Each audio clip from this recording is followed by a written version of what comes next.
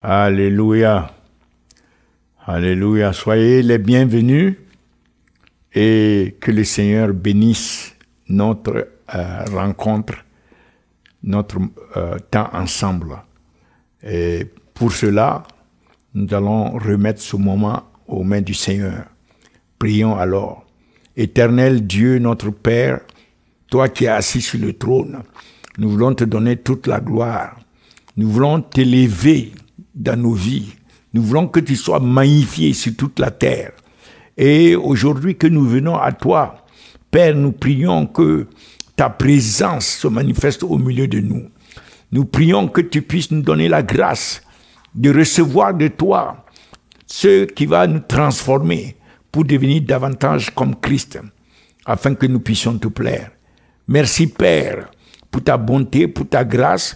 Merci encore aujourd'hui de nous ouvrir les yeux spirituels, les oreilles spirituelles, et que nous puissions réellement recevoir de ta part. Merci Père pour tout cela. Au nom du Seigneur Jésus-Christ, nous avons prié. Amen. Amen. Alléluia. Nous sommes dans la joie de pouvoir partager ce moment parce que c'est un moment que le Seigneur a choisi pour célébrer ce qu'il fait au niveau de tout le monde, mais en particulier aujourd'hui, pour rappeler ce que le Seigneur fait au niveau des femmes, au niveau de nos mamans, au niveau de nos épouses, au niveau de tout ce qui est du côté des femmes, des mamans et autres. Que le Seigneur, qu'il a d'accomplir à travers les femmes, soit magnifié à partir d'aujourd'hui encore plus. C'est pour cela que nous voulons prendre l'exemple typique dans la parole de Dieu d'une femme que nous connaissons tous et qui est la mère, qui est appelée la mère des nations. Il s'agit là de Sarah, la femme d'Abraham. Et nous voulons lire pour cela et connaître son exemple et tirer les leçons et pouvoir avancer à partir de ces leçons-là. Nous voulons lire pour cela dans le livre des Hébreux, à partir du verset 8 au verset 12. Alléluia. Nous lisons ceci: c'est par la foi qu'Abraham, lors de sa vocation, obéit et partit pour un lieu qu'il devait recevoir en héritage, et qu'il partit sans savoir où il allait. C'est par la foi qu'il vint s'établir dans la terre promise comme dans une terre étrangère, habitant sous des tentes, ainsi qu'Isaac et Jacob, des co-héritiers de la même promesse. Car il attendait la cité qui a de solides fondements, celle de Dieu, celle dont Dieu est l'architecte et le constructeur. C'est par la foi que Sarah elle-même, malgré son âge avancé, fut rendue capable d'avoir une postérité parce qu'elle crut à la fidélité de celui qui avait fait la promesse. C'est pourquoi d'un seul homme, déjà usé de corps, naquit une postérité nombreuse comme les étoiles du ciel, comme le sable qui est sur le bord de la mer et qu'on ne peut compter. Gloire à Dieu. Gloire à Dieu. Une chose remarquable, c'est que le Saint-Esprit est en train de nous parler des hommes de la foi et là commence à se focaliser sur Abraham depuis son départ de Haran, et brusquement le Saint-Esprit fait comme une suspension avant de revenir à Abraham au verset 17. Le Saint-Esprit fait une suspension pour introduire Sarah. Et de la même manière qu'il a introduit Abraham, le Saint-Esprit introduit Sarah par la foi. C'est pourquoi au verset 11, il commence que c'est par la foi que Sarah elle-même. Alléluia. Donc nous voyons une incursion concernant Sarah dans le déploiement du Saint-Esprit, le Saint-Esprit alors veut mettre un accent particulier sur cette maman, Sarah. Donc, arrêtons-nous sur Sarah aujourd'hui pour regarder ce que Dieu fait du glorieux à travers les mamans, d'une manière générale, et à travers Sarah, d'une manière spécifique. La première des choses que nous pouvons remarquer, c'est que c'est dans le contexte général de la promesse que Dieu a faite à Abraham de lui donner un fils. Dieu a fait une promesse que de Abraham va sortir un fils. Et ce fils est appelé le fils de la promesse. Mais en général, toutes les promesses de Dieu font face aux obstacles. Il y a toujours des problèmes qui s'opposent aux promesses de Dieu. Et c'est ainsi que dans ce cas précis aussi, nous voyons des obstacles qui s'élèvent contre la promesse que Dieu a faite à Abraham de lui donner un fils. Le premier élément de l'opposition à la promesse que Dieu fait à Abraham se trouve dans Genèse chapitre 11, verset 30, où nous voyons qu'en dépit de cette promesse, la femme d'Abraham, Sarai, était stérile. Alors la Bible dit, Sarai était stérile. Elle n'avait point d'enfant. Donc voilà une promesse qu'Abraham va avoir un enfant. Mais malgré cette promesse, la femme est un problème à l'accomplissement de cette promesse. La stérilité de Sarah s'oppose à l'accomplissement de la promesse. C'est pour dire que les promesses que nous avons et que nous avons de Dieu, nous ne devons pas voir cela comme particulier, de voir des obstacles à l'accomplissement de ces promesses-là. Il faut comprendre que ce n'est pas spécialement par rapport à nous que ces obstacles s'élèvent. Il y a toujours des combats par rapport aux promesses de Dieu. Mais nous devons nous rappeler, selon 2 Corinthiens 1, verset 20, que toutes les promesses de Dieu en Christ sont oui et en lui sont amen. Alléluia. Donc, quels que soient les obstacles, quels que soient les problèmes qui peuvent s'élever, nous devons nous saisir des promesses de Dieu.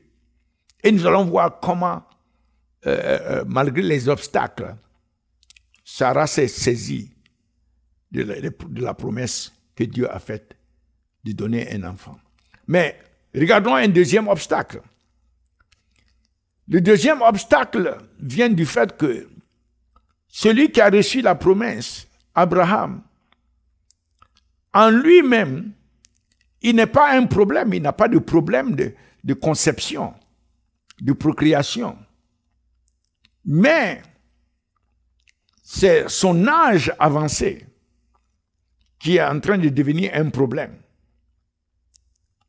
Il a, même dans ces conditions, pu avoir un enfant avec Agar. Mais cet enfant n'était pas l'enfant de la promesse de Dieu. Seulement, naturellement, nous voyons que en lui-même, Abraham, il n'y a pas d'obstacle. Et que l'obstacle, c'est bel et bien au niveau de son épouse.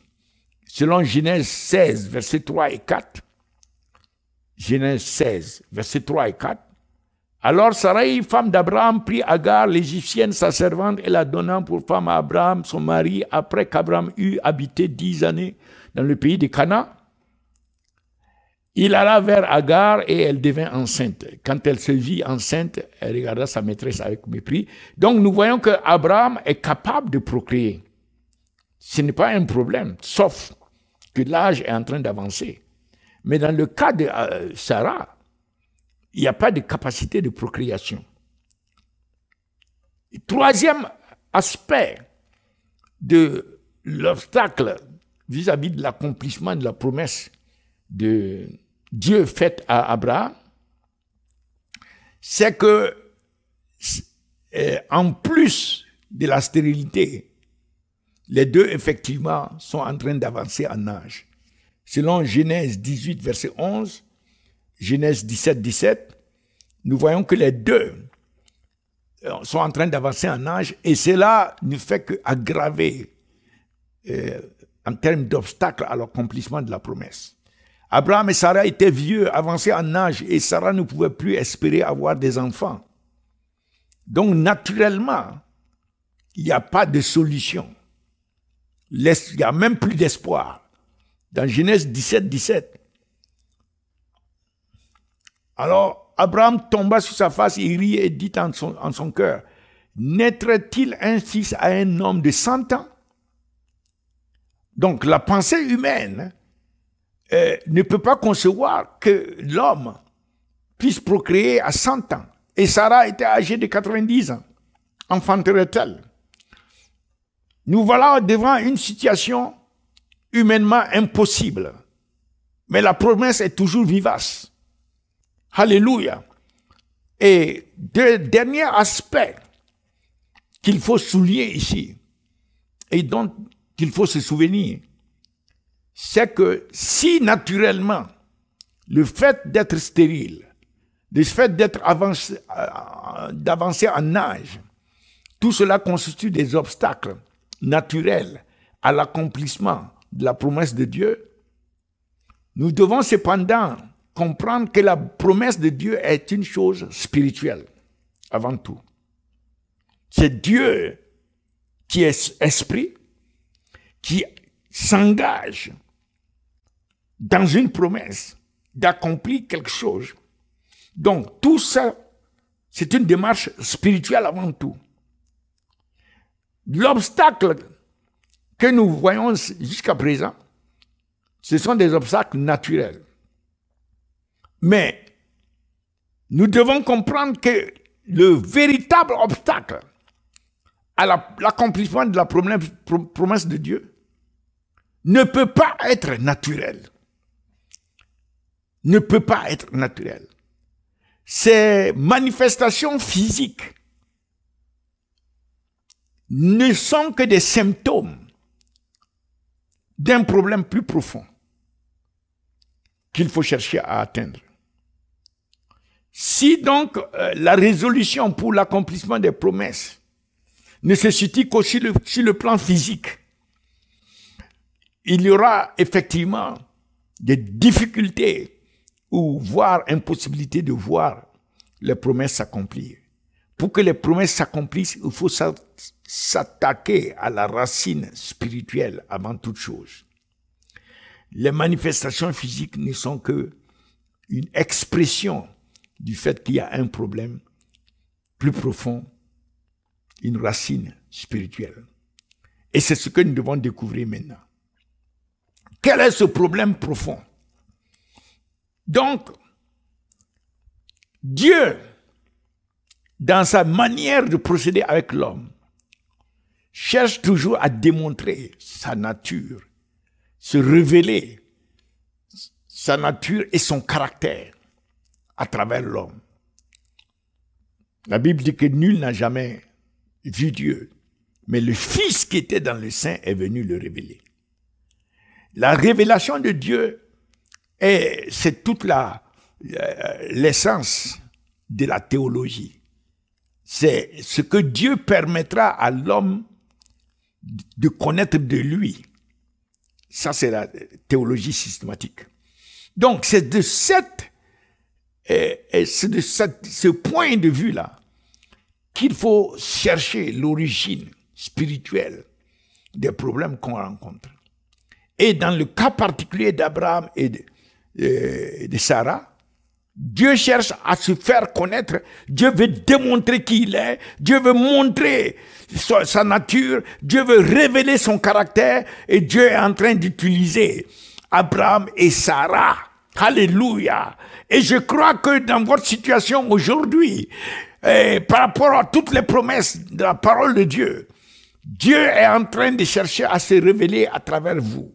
Dieu va se manifester à travers vous, se faire connaître sa nature, ses caractères, ses voies, sa puissance. Dieu veut vous utiliser. Et il nous faut que nous rentrons dans cette unité, cet objectif avec Dieu, que nous soyons d'accord avec Dieu, pour que Dieu soit révélé à travers nous. Donc, cet objectif, ce problème profond qui est la racine de ce que nous voyons physiquement s'appelle la connaissance de Dieu. La Bible même dit dans Osée 4, verset 6, que mon peuple périt parce qu'il lui manque la connaissance à cause de son ignorance. La connaissance de Dieu. Jésus-Christ dit que la vie éternelle, c'est de connaître Dieu et celui qui l'a envoyé, Jésus-Christ. La connaissance de Dieu est la racine. C'est d'où partent les problèmes.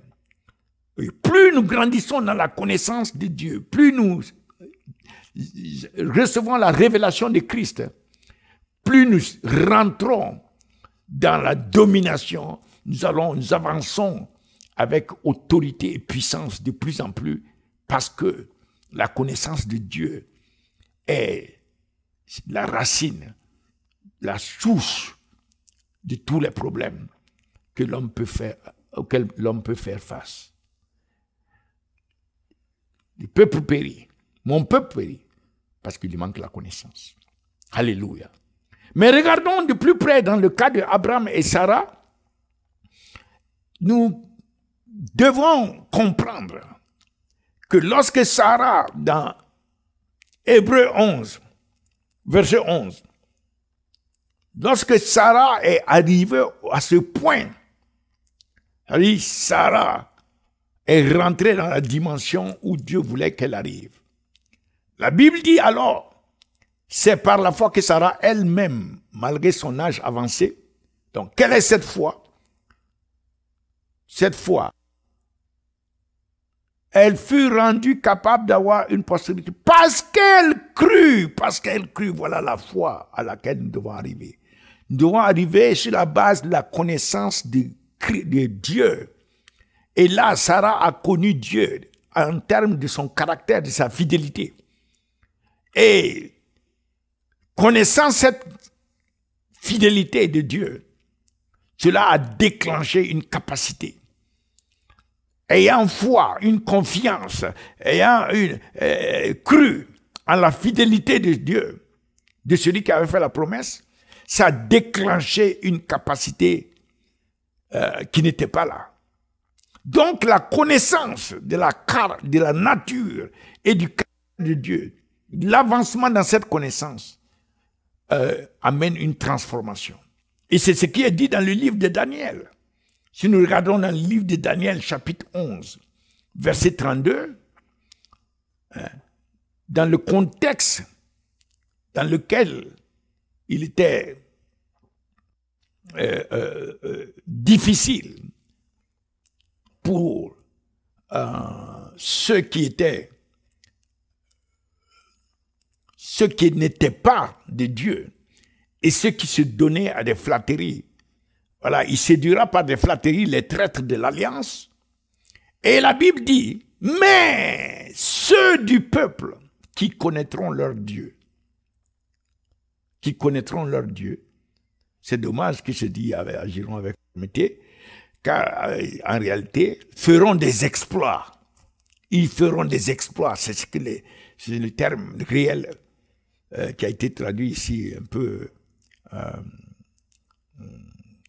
Donc, ceux qui connaîtront leur Dieu feront des exploits. Sarah ayant grandi dans la connaissance de Dieu, de sa nature et de son caractère, et ayant saisi la fidélité, que Dieu est fidèle à sa promesse, il y a des exploits. L'onction des exploits va être déclenchée. Alléluia. Dans Sarah. C'est pour cela, Sarah est rentrée par la connaissance du caractère de Dieu dans une foi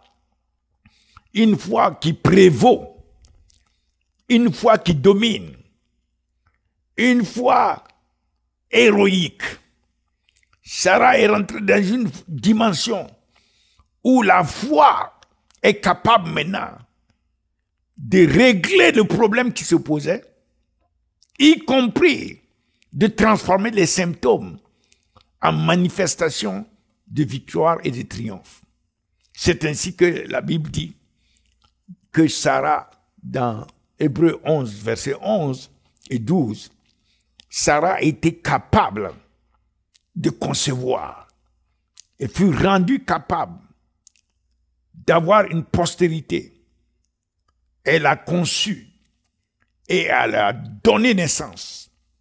Alléluia. Elle a conçu et elle a donné naissance. Gloire à Dieu.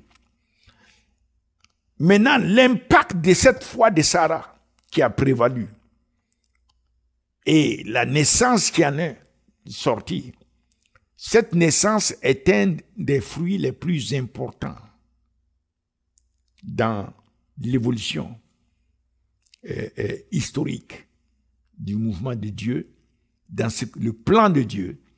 C'est Dieu qui a promis cet enfant. Cette fois-ci, ce n'est pas un enfant du hasard, mais c'est un enfant de la promesse. C'est un fils de la promesse. Alléluia. Donc nous allons voir maintenant les fruits de la foi de Sarah. Oh, gloire à Dieu pour les femmes. Gloire à Dieu pour Sarah.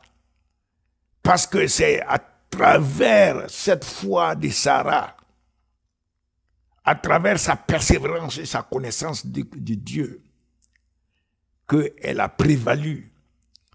Et la Bible dit qu'elle a été rendue capable de concevoir et de donner naissance à l'enfant de la promesse, le fils de la promesse, ce qui est excessivement important.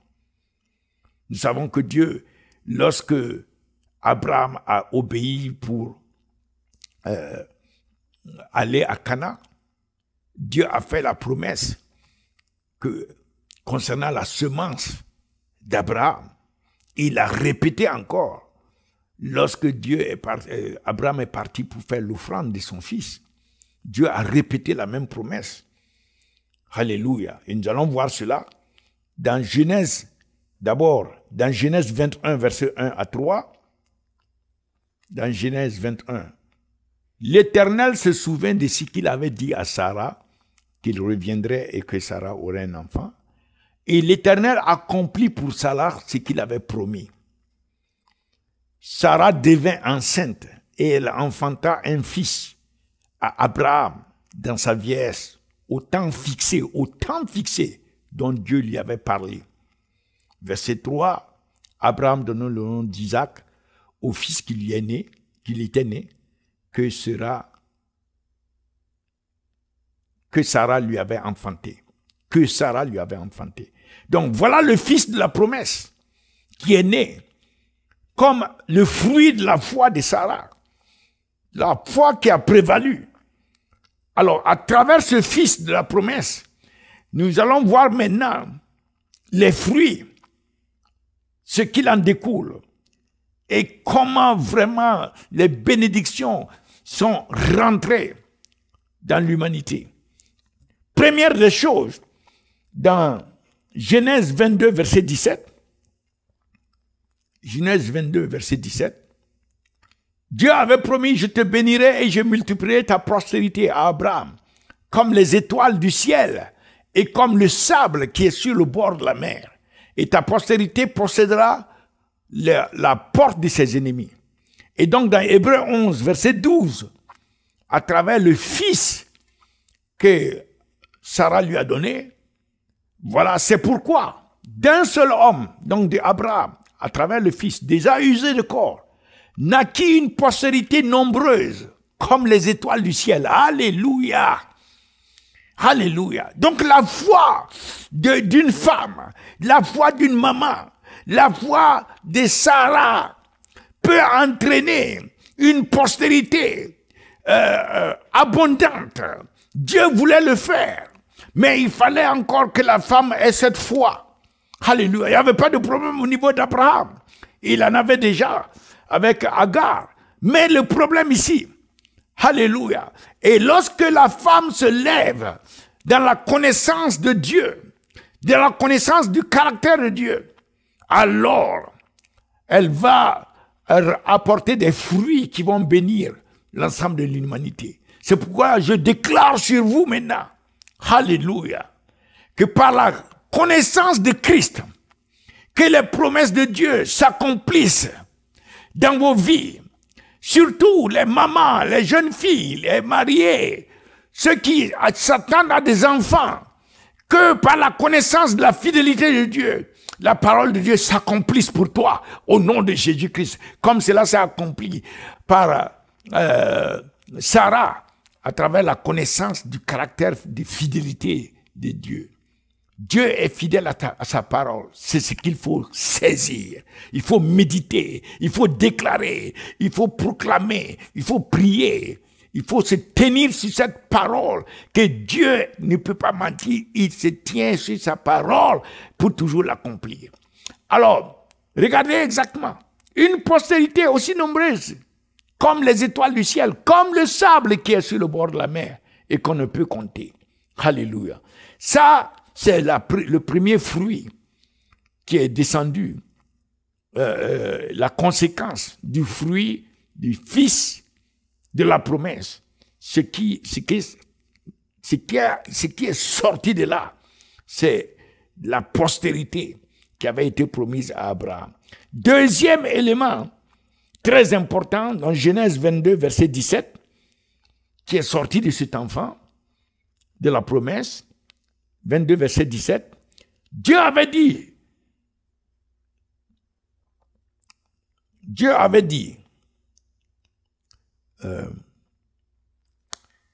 je te bénirai et je multiplierai ta postérité comme les étoiles du ciel et comme le sable qui est sur le bord de la mer. Et ta postérité, regardez ça, possédera, dominera la porte de ses ennemis. Ta postérité sera puissante à cause de la foi triomphante, la foi qui a prévalu de Sarah. Dieu a pu donner à Abraham une postérité puissante. Un ensemble d'hommes et de femmes qui sont sortis de là, qui sont puissants sur la terre. Et une nation de croyants partout sur la terre aujourd'hui. Et des croyants qu'on appelle le peuple de Dieu, l'église de Jésus-Christ, est sortie parce qu'une femme a saisi le caractère de la fidélité. Que l'Éternel bénisse les femmes au nom de Jésus-Christ. Comme il a promis tantôt dans Genèse chapitre 3 verset 15, que la semence de la femme, il n'a pas dit la semence de l'homme, la semence de la femme va écraser la tête du serpent. Et encore nous voyons ici, c'est la femme qui a cru, qui a pu prévaloir dans la connaissance et dans la foi du caractère de Dieu, de sa fidélité, qui a donné cette postérité de puissance qui possède les portes de ses ennemis. Ce qui fait que Christ avait déjà, quand il est venu, il a dit dans Matthieu 16, verset 18, qu'il va bâtir son église et son église va prévaloir sur les portes de ses ennemis. Les portes des ennemis de l'enfer ne pourront pas prévaloir sur son église. Voilà, tout cela est accompli à travers une femme. Que le Seigneur bénisse les femmes. Alléluia. Troisième aspect de l'impact de la foi héroïque. Et nous comprenons pourquoi le Saint-Esprit a classé Sarah parmi les héros. Juste là, en l'insérant, en parlant d'Abraham, il a inséré Sarah ici. Que l'Éternel vous insère parmi les héros de la foi. C'est pourquoi je dis que femme, tu peux donner naissance à la promesse de Dieu.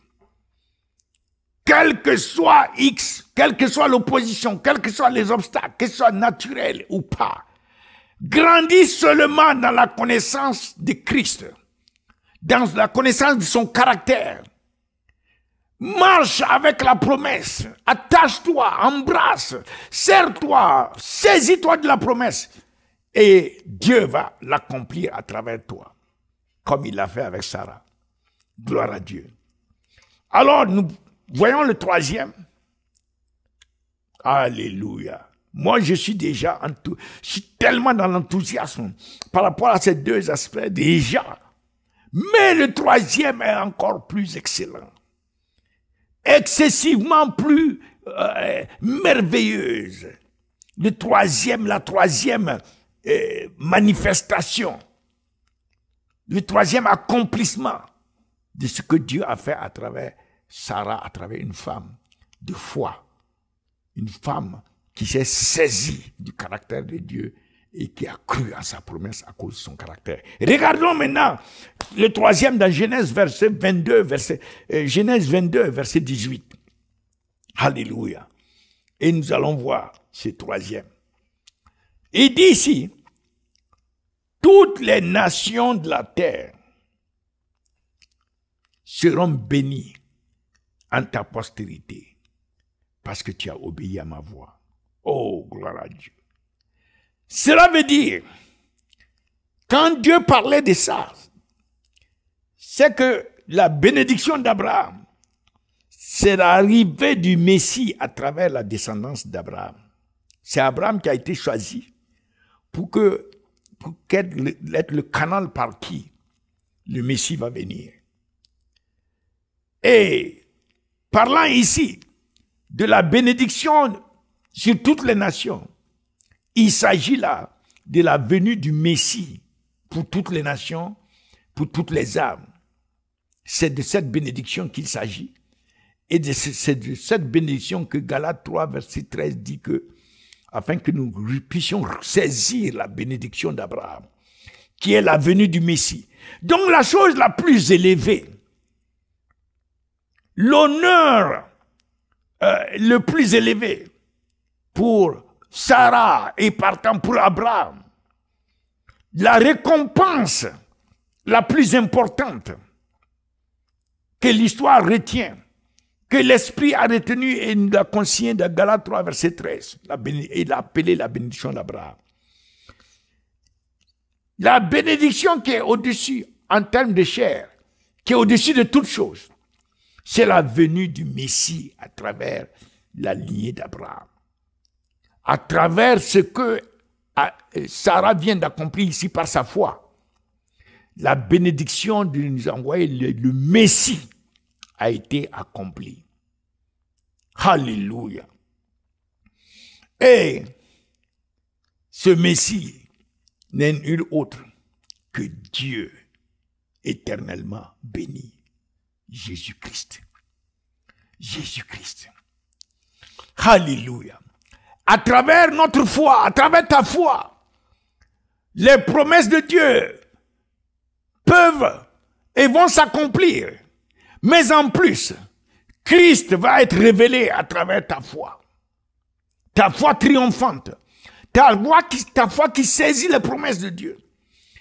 Et lorsque Dieu accomplit ses promesses, cela est une démonstration et un témoignage puissant que Christ est Seigneur. Car tout cela est fait au nom du Seigneur Jésus-Christ. Nous bénissons les femmes, nous vous bénissons et que nous puissions, nous tous, grandir dans cette dimension de la foi qui saisit le caractère de Dieu, la foi qui prévaut sur tous les obstacles, qui, à partir de la connaissance, qui est le point central du problème de fond, à partir de la connaissance, nous puissions renverser tout obstacle physique, naturel et autre. Alléluia. Que le Seigneur agisse. Ô Dieu éternel, comme tu l'avais avec Sarah, que nous puissions voir que toutes ces manifestations physiques ne sont que des symptômes, Quels que soient les obstacles devant nous, que nous sachions que ceux qui connaissent leur Dieu, ceux qui ont foi réellement à son caractère, vont opérer des exploits, vont accomplir des exploits. Comme Sarah a accompli cet exploit, qui a fait d'Abraham effectivement le père des multitudes, et elle-même la mère des nations, que nous puissions rentrer dans cet esprit de Sarah, qui s'accroche au caractère de Dieu. Dieu ne peut pas changer. Dieu est fidèle. Dieu, sa promesse, il l'accomplit toujours. Sa parole, il veille sur sa parole. Que nous puissions rentrer dans cette dimension de la connaissance de Dieu et que notre foi puisse devenir une foi héroïque. Au nom de Jésus-Christ, nous avons prié. Amen. Amen. Tu es une femme et tu vas accomplir. Tu vas donner naissance à la promesse de Dieu. Au nom de Jésus-Christ, nous avons prié. Amen. Gloire à Dieu. Gloire à Dieu. Nous voulons maintenant inviter tous ceux qui veulent donner leur vie au Seigneur Jésus-Christ. Vous pouvez prier ceci. Dites, Seigneur Jésus, je viens à toi maintenant. Je te remercie pour le sang que tu as versé à la croix pour moi. Je te remercie, Seigneur, pour la vie que tu as donnée. Et je crois dans mon cœur que Dieu t'a ressuscité de la mort. Tu es monté en gloire. Tu es assis à la droite de Dieu le Père. Tu es en train d'intercéder pour moi et tu vas revenir bientôt. Seigneur Jésus, je me répands de tous mes péchés et je t'ouvre mon cœur. Je te demande de venir dans mon cœur. Je te reçois comme mon Seigneur et mon sauveur personnel. Merci de sauver mon âme. Merci de faire de moi un enfant de Dieu. Un membre de la famille de Dieu, né de nouveau. Et à partir d'aujourd'hui, je me soumets à toi. Je te donne ma vie. Et je vais te connaître davantage. Et je vais te servir. Merci de me remplir de ton esprit. De me faire grandir dans la foi. De te connaître davantage. Alléluia. Et d'accomplir ta volonté au nom de Jésus-Christ, nous avons prié. Amen. Amen. Gloire à Dieu. Nous continuons de vous inviter à la montagne de prière. 24 heures sur 24, 7 jours sur 7. De Saint-Esprit qui a commencé est en train d'accroître le nombre et en train de dynamiser les sentinelles, de raviver, de fortifier. C'est une chose merveilleuse, un grand privilège d'en faire partie. Et nous avons l'honneur, le privilège de vous inviter à vous joindre à la montagne de prière. Alléluia. Vous pouvez saisir le lien soit sur le site revealchrist.org ou soit nous contacter et nous allons prendre soin de tout cela. Que le Seigneur vous bénisse, que le Seigneur vous garde, que le Seigneur vous donne une grande journée de célébration de la foi héroïque de Sarah et de toutes les mamans du monde. Au nom de Jésus-Christ, nous avons prié. Amen. Amen. Gloire à Dieu.